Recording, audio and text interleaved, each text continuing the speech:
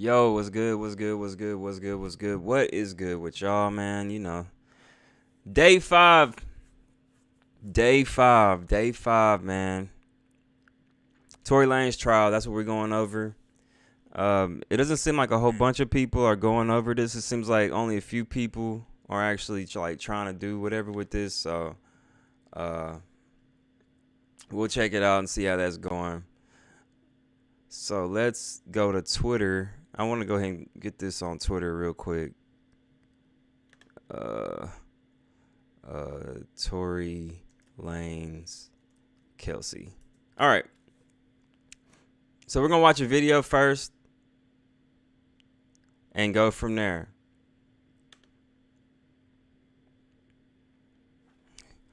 Let's do this one first. This is day 3, but we got to hear it though. What are you doing today to change your mood? Me? 30 minutes ago? I've taken this cannabis infused. Oh my God. When we walked out of that courtroom just now, every single person was shocked. Every single person was frozen. A lot of people were looking at me like, bro. This is Mo Gongit, lawyer who is not a part of this case. Tell me what is going on. Kelsey took the stand before she even started talking. There were fireworks. This started with Kelsey coming in and saying she is invoking her Fifth Amendment right to remain silent and not testify. When someone invokes the Fifth Amendment, they have to be invoking it because if they were to testify, they would be giving testimony that incriminates themselves. She said, I will not testify because I would be giving testimony that I'm incriminating myself. That's what it means when she invoked the Fifth Amendment. Now, the government offered her immunity. They said that we will not prosecute you and use this testimony against you, so please testify. Her lawyer came back and said, well, that's not good enough. I don't want you to just not use her testimony against her. Basically he's saying, don't take her to jail type shit, All right, so let's do this. This is like it's a better run through with the whole situation. That was old that we just watched. That was 2 days ago. This is today. Hey you guys, welcome back to my channel. It's your girl Ebony and welcome to day 5 of the Tory Lanez trial. So you guys know there's been so much drama with this case, and yesterday There go Kelsey. was no different. That is a beautiful woman right there. They actually had Kelsey to remove fine, a juror man. because he Now Kelsey looks a little bigger on the bigger side, but it might be her clothes. And it could be the trial too, stressing her out, but she is, goodness gracious, showed up one drunk. fine woman. The question that I have, that I think a lot of us have, is where is Tory's driver? Nobody seems to be adding him to the witness list. Well, it does seem that they can't find him. The only sober person in the vehicle who could either corroborate Megan, Kelsey, or Tory. If the driver, the person who wasn't drunk, comes out and says that Tory didn't do it, well then Tory walked. But if he comes out and corroborates Kelsey and Megan, then Tory could be convicted. So we are still wondering what's going to happen with that. You also have the prosecutor. What's crazy is if it's Tory's driver, I wonder why he won't testify. Unless Tory really did shoot, or maybe he didn't see it. Maybe Tory and Kelsey were fighting over the gun. Playing Kelsey's 80-minute video for the jury. The judge did approve their request to play Kelsey's previous testimony and use it against her. The reason that they said they want to use it is because it goes to the credibility of the DA's office. When the defense attorney suggested that the DA's credibility wasn't to be trusted because of not only the miscommunication with Kelsey, but also the miscommunication with I decided to change my life because I gave up on everything I've ever started. Damn. And I wanted to finally finish something. So that's with Discovery, that's when the DA's office pretty much requested that they play Kelsey's full video, and the judge agreed. Now, something else that's very interesting is we actually What she just mentioned was everybody watched Kelsey's 80-minute interview back in September, literally saying Tory shot Meg. Today, she said she don't remember shit. found out from the defense attorney that Rock Nation had offered Tory Lanez a record deal. And before the incident with Megan Thee Stallion had happened, well, unfortunately, Rock Nation and Tory Lanez fell out. And then all of a sudden, this drama started. You guys, everyone has been wondering how Rock Nation got involved in this. People were wondering why Desiree Perez was threatening Kelsey with the tape. We've been wondering why Rock Nation has been so heavy in this trial, and it does seem allegedly that Tory Lanez and Rock Nation could have had a bad business deal that went wrong. And this is how this entire aftermath happened, allegedly. Something else that's very important is the fact that I feel that Kelsey is out here trying to sabotage Megan and this case. And this is just my opinion, but I want to break it down for you guys. For those of you guys who don't know, Kelsey has been posting a lot of stuff on Instagram. And here's the kicker right here. So, Kelsey, Megan's best friend. You see there? See who this guy is? This guy is Megan's manager. Well, not manager, but the CEO of 1501. It's the same label that Megan was having disputes with because he wouldn't let her release music. He didn't want to let her out of her contract and all this other stuff. And it turns out that Rock Nation came out of nowhere and tries to save Meg. I have my personal feelings about Meg's contract situation, but it doesn't matter right now. All that matters is the CEO of the person that Meg is signed to when she first started up until today is having a baby with Megan's best friend. Basically, if you're Megan, is op and friend who is now op. it's something that most Also, Kelsey's a rapper. It's good to know that.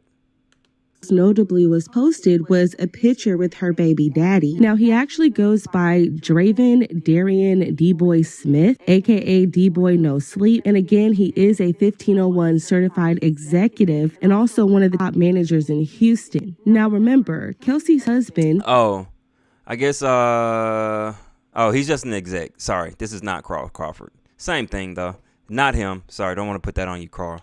Okay, he allegedly works for 1501. And so you guys know that Megan has been at odds with this label. I find it no coincidence that Kelsey all of a sudden had all this bad memory on the stand. And now all of a sudden she is not remembering anything that happened. Now, to be fair, okay, during her September interview with prosecutors, her baby daddy was also there. So I want to be very transparent. So not only was he there when she incriminated Tory, okay, they were together when she was in court just a couple days ago. So look, you guys, this seems a little bit fishy to me. You guys will let me know what you think about it. But It's a power play, man. If a label has beef with Megan, Megan airs that out. She gets with Rock Nation, which is Jay-Z's people. And Meg was in Texas, Houston. So that means if she got all that going on and Kelsey is with dude, it makes sense to get to Kelsey to sabotage Meg. Finding no coincidence that now all of a sudden Kelsey can't remember nothing. Now I'm going to go ahead and play a legal synopsis of what happened in court. And you guys know I'll be back later on today to give you guys the recap. Stay tuned. I watched Kelsey Harris testify for 2 full days. I watched her struggle and hesitate and take abnormally long Mo Gongad again. pauses when she did not want to answer questions. I watched her respond, oh, it was confusing, it was blurry, I don't know, I don't remember, when she didn't want to answer questions. I also saw her answer some questions in the morning session very confidently, very believably. But there was one question that she answered that when she gave the answer, I felt like I was seeing the real, authentic Kelsey Harris, a person I was having a conversation with at a coffee shop like a friend, not somebody testifying on the trial. The question was this. They asked her, did you hear someone yell, dance bitch? She said, now, where did that come from?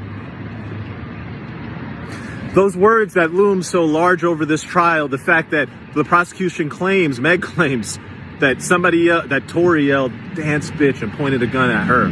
Kelsey Harris said, now, where did that come from? She didn't just say, no, I didn't hear it. She said, where did that come from? And she said it in a very authentic manner, like she, for the life of her, cannot figure out where in the hell that came. Court for the final day of the first week of the Tory Lanez trial. The prosecution is expected to put on witnesses. They're going to play a whole tape of Kelsey's recorded interview with the police. I'm not sure how significant that. He must have been at lunch when this was filmed right here. It's going to be here are the witnesses who. B. Surrounded by the Commercial break. All right. Fuck the commercial.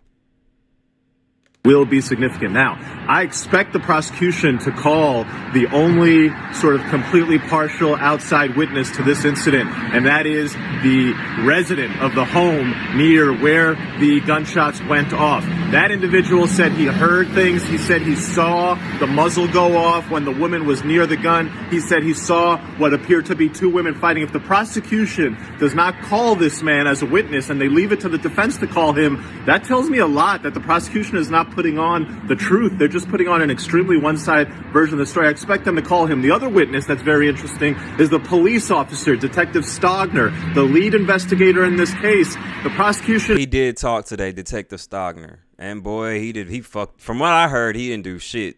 Like, as far as he didn't do his job. Is not calling him to testify because they're saying that he's on administrative leave. The defense is saying, wait a second. He's not on administrative leave. First you told me he's getting terminated. Now you're telling me he's on administrative leave. The defense is obviously building the case that this was a shoddy investigation, that we need to know about why this guy's not available, not testifying, why he was either fired or on administrative leave. Who is this guy and what did he do in this case? But let me tell you who I think the most important witness is. Oh, no, wait. Why don't you go to my subs where I just did a video, IG subscriptions, telling you exactly who I think the most important witness left is. After this video, it's going to be the big question on your mind. Where is Quan?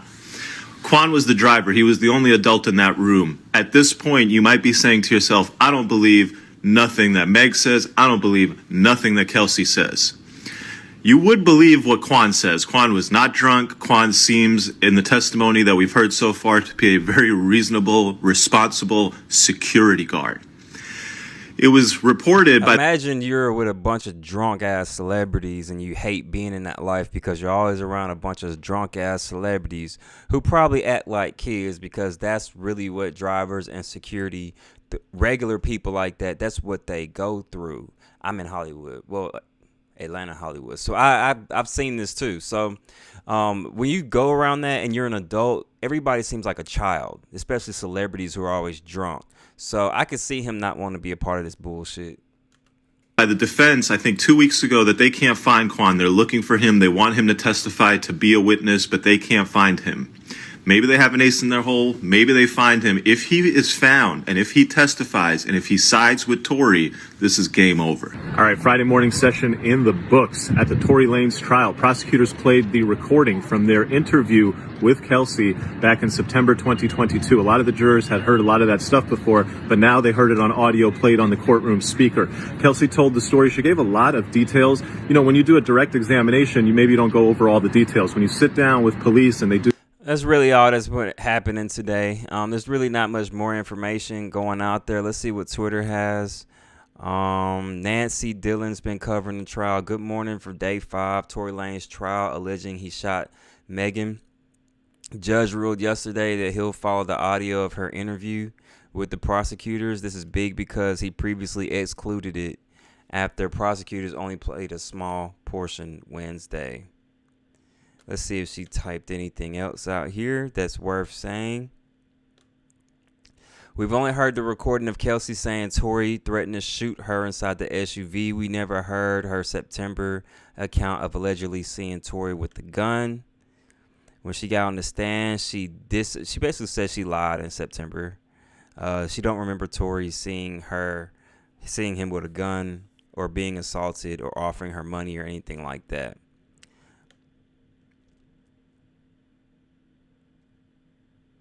That's the thing about the contracts and Carl Crawford. More of Kelsey. It just seems like a Kelsey day. She just answered a bunch of questions. She didn't remember shit. That's what y'all need to know. She didn't remember shit. And she basically said she lied about everything she said in September.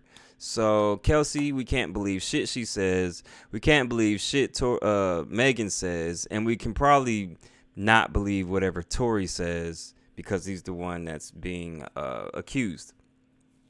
So, if that's what's going on, this might be a mistrial unless there's more evidence or the driver comes. But I did hear a witness said they saw Kelsey with the gun, so I don't know. But we'll keep up touch with this later on, Monday, things like that, man. So y'all stay in tune, man. Appreciate y'all for watching. Leave a comment, like, subscribe, all that good stuff. It's your boy Dee Brown, aka Bruce D. Roy. We are out. Mississippi